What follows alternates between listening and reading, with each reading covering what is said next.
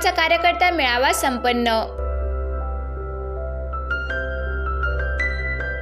Bharatiya Janata party taluka कार्यकर्ता व बूथस्तरीय कार्यकर्ता मेळावा मंद्रुप येथील गांधी भवन येथे रविवारी पार पडला। आगामी येणाऱ्या निवडणूक संदर्भात सदर मेळाव्याचे आयोजन करण्यात आले होते।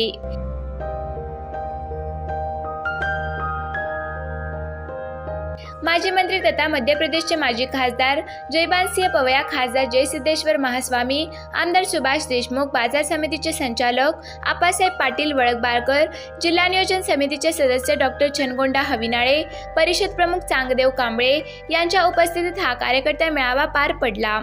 यावेळी भाजपाचे मळसिद्ध मुगळे, मुर्त्यप्पा वाडकर, सिद्धराम हेळकर, संघटक सरचिटणीस गौरीशंकर मेणगुदले, माजी सरपंच विश्वनाथ हिरेमठ, माजी ग्रामपंचायत सदस्य दयानंद खाडे, अल्पसंख्याक तालुका उपाध्यक्ष सद्दाम शेख, शिवराज काल्ले यांच्यासह मंद्रुप येथील बूथचे प्रमुख पदाधिकारी, महिला आदी उपस्थित होते। कार्यक्रमाचे प्रास्ताविक मळसिद्ध मुगळे यांनी केले तर आभार गौरीशंकर मेणगुदले यांनी मानले। तो पंखा चल रहा है तो थोड़ी हवा भी लग रही, मगर आपके रुमाल निकालकर जो चेहरा का पसीना देख रहा हूँ तो मुझे दर्द हो रहा है कि मैं बोलूँ कि नहीं बोलूँ। मौसम अच्छा नहीं है और इसलिए कार्यकर्ता बंधुओं, अटल जी को ये देश आज भी याद करता है और अटल जी की लोकप्रियता इतनी थी कि जब वो रोग शैया पर थे और लोकप्रियता का सर्वे हुआ तो सोनिया गांधी और राहुल गांधी मीलों दूर अटल जी से दिखाई देते थे। उस समय भी वो सर्वोच्च इंडेक्स पर थे। तो इतना लोकप्रिय नेता दूसरी बार सरकार क्यों नहीं बना पाया? 2004 में चुनाव हुए, हम चुनाव हार गए। तो उसका एक ही कारण था कि हमने कारगिल का युद्ध लड़के दुनिया में भारत का यश बढ़ाया, स्वर्णिम चतुर्भुज बनाया, हाईवेज का, प्रधानमंत्री सड़क योजना, फसल बीमा, न जाने कितनी चीजें थी। पर उस हार के पीछे एक ही कारण था कि हम अपनी सरकार की उपलब्धियां जनता तक नहीं पहुंचा पाए।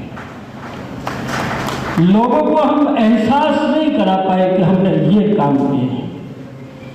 और इसलिए आज जब हम 9 वर्ष पूरा होने पर अभियान चला रहे हैं तो ये क्यों चलाना पड़ रहा है? मोदी जी से कुछ लोगों ने पूछा होगा, पत्रकारों ने भी, कि वंदे भारत ट्रेन है, इसको आप स्वयं झंडी क्यों दिखा रहे हैं? अब 400 वंदे भारत की पटरियों पर आई है, इतनी ट्रेन हम चलाने वाले हैं। 17 ट्रेन को प्रधानमंत्री जी झंडी दिखा चुके हैं। तो लोगों ने कहा कि आप ही क्यों झंडी दिखाने जा रहे हैं, कोई भी दिखा देगा। सोलापुर के लिए भी वंदे भारत दी है। तो उनसे कहा कि आप ही झंडी क्यों दिखाने जा रहे हैं, एक बार दिखा दीजिए, बाकी मंत्री दिखाते रहेंगे। उन्होंने कहा नहीं, जब तक लोग ये चिल्लाने नहीं लगेंगे कि मोदी ट्रेन आ गई, मोदी ट्रेन आ गई, तब तक मैं झंडी दिखाता हूँ। ये जो हिंदुस्तान है ना, हम हिंदुस्तानियों की मेमोरी बहुत शॉर्ट है, बड़ी जल्दी भूल जाते हैं। ये जिनको हम मुफ्त में सरकार अनाज देती है भाइयों बहनों को, ज़्यादा से ज़्यादा 2-3 महीने याद रहता है। कोई पूछे कि ये अन्न कौन दे रहा है तो कोई कहने लगेगा कि वो कोऑपरेटिव का दुकान वाला दे रहा है, कोई कहेगा पटवारी ने दिलाया है, कोई कहेगा कलेक्टर दे रहा है। मोदी जी कहीं नहीं बचते पीछे। और इसलिए आज हम सब जो कार्यकर्ता हैं, उन कार्यकर्ताओं को खुद ये 9 वर्षों की उपलब्धियों पर एक बार दृष्टि डालनी चाहिए।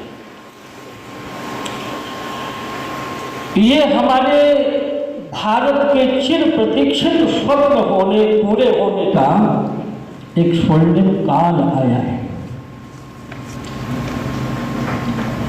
यूक्रेन और रशिया का युद्ध आप सबको पता है, अभी भी चल रहा है। लेकिन जब रशिया और यूक्रेन का युद्ध शुरू हुआ तो हिंदुस्तान के 23,000 बच्चे यूक्रेन में फंसे हुए थे। अब जब बच्चे फंस गए तो ऐसे मौके पर जिम्मेदारी किसकी है? तो कहने लगे सरकार बचाए। पाकिस्तान के भी बच्चे होंगे, पर पाकिस्तानियों ने कह दिया कि अरे पढ़ने के लिए क्या हमें पूछ के थोड़ी गए थे, सरकार का क्या काम। अब 23,000 बच्चे अगर बचाने हैं तो रशिया और यूक्रेन के युद्ध में हालत ये थी कि रशिया से बात करने की हिम्मत अमेरिका के राष्ट्रपति की भी नहीं थी, वो उनकी बात सुनने भी तैयार नहीं थे। यूक्रेन इतना गुस्से में था कि वो दुनिया के किसी देश की अपील सुन नहीं रहा था। और तब मोदी जी से कहा गया कि 23,000 परिवारों में चिंता की लकीरें हैं। मेरे देश के प्रधानमंत्री ने टेलीफोन उठाया और रशिया के राष्ट्रपति को फोन लगाकर कहा कि मिस्टर प्रेसिडेंट, मेरे 23,000 बच्चे यूक्रेन में फंसे हैं। मैं यूक्रेन को कॉरिडोर बनाने के लिए कह रहा हूँ, जहाँ से मेरे बच्चे सुरक्षित निकलेंगे और जहाज में चढ़ेंगे। मेरे बच्चे जब तक सुरक्षित नहीं निकल आए तब तक उस कॉरिडोर में बंदूक की एक गोली भी रशिया की नहीं चलनी चाहिए। रशिया की बंदूकें नीचे हो गई। यूक्रेन ने कॉरिडोर बनाया, कारपेट पर मेरे बच्चों को चलाकर दोनों देशों की गोलीबारी बंद, युद्ध विराम, और 23,000 बच्चे बैठकर अपने परिवारों में भारत लौटा गए। और आपको ये पता लगा कि एक पाकिस्तानी लड़का फंस गया तो हिंदुस्तानी बच्चे तो तिरंगा फ्लैग का निशान लगाए थे तो सम्मान के साथ में निकाले गए, मगर वो बच्चा फंस गया। और तब उसे समझ में आया तो उसने एक तिरंगा झंडा हिंदुस्तानी दोस्त से लिया और जो तिरंगा लेकर दौड़ा तो बंदूकों की नाली दूसरी तरफ हो गई और बच्चे को सलाम करते हुए हिंदुस्तानी समझकर सुरक्षित निकाल दिया। ये तिरंगा दुनिया में सुरक्षा की गारंटी बन गया।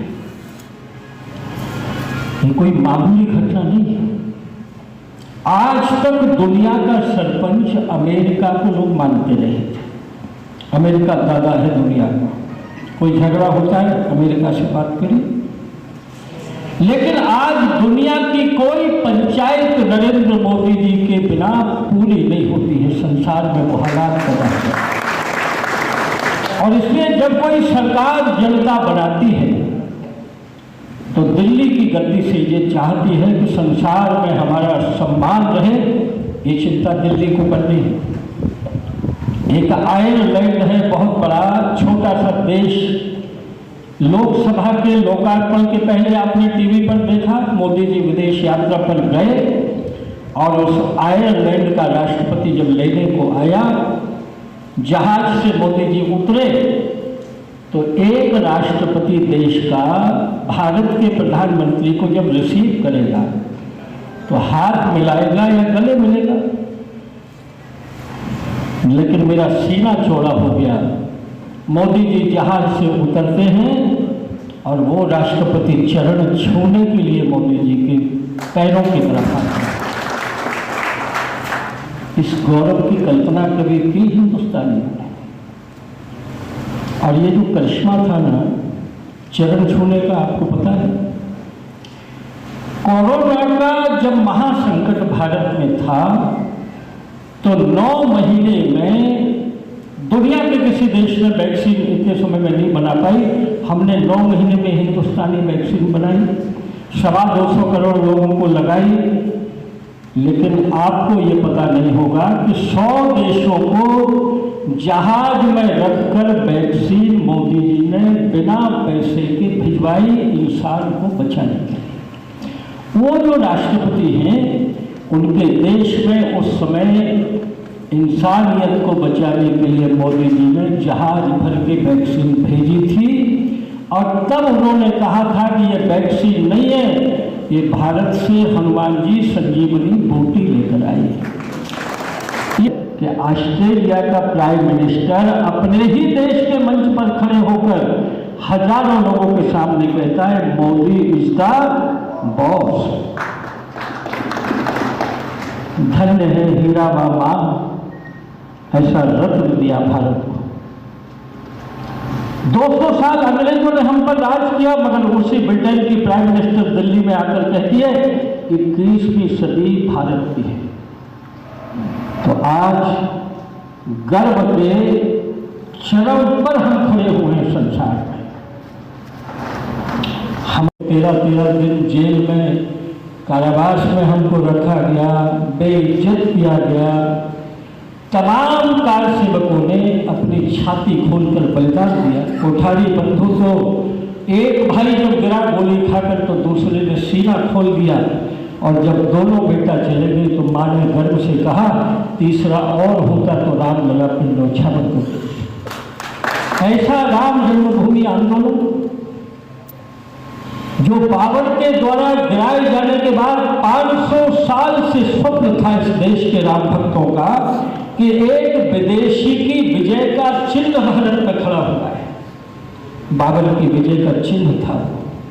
किसी आजाद देश में इस तरह के चिन्ह छोड़े नहीं जाते हैं, मगर मोदी जी ने न्याय का रास्ता साफ किया, बाधाएं हटाई, और सुप्रीम कोर्ट के ऐतिहासिक फैसले के बाद अयोध्या में शिलाएं रखी जा रही है। मैं 10 दिन पहले देखकर आया हूं।